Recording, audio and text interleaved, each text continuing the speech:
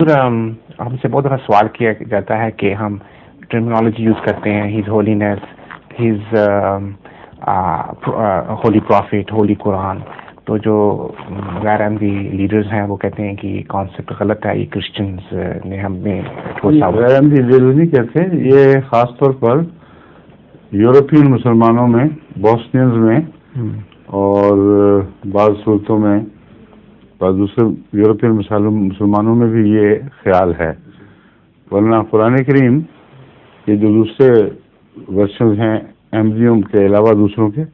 اس میں ہولی قرآن عام ملتا ہے، ہولی پروفٹ کا محاورہ بڑا کثرت استعمال ہوتا ہے، اس لیے پہلے تو یہ سوال درست کریں، احمدی ورسز نان احمدی نہیں ہے،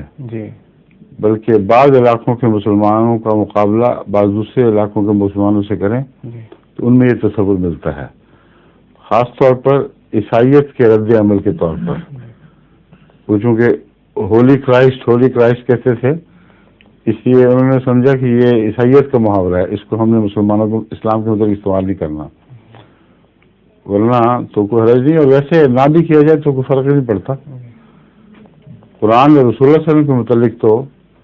طبعاً دل میں جوش پیدا ہوتا ہے کہ اس کو استعمال کیا جائے، باقیوں کے متعلق کوئی ضرورت نہیں ہے، ٹھیک ہے؟ ظہور مہدی آخر زمان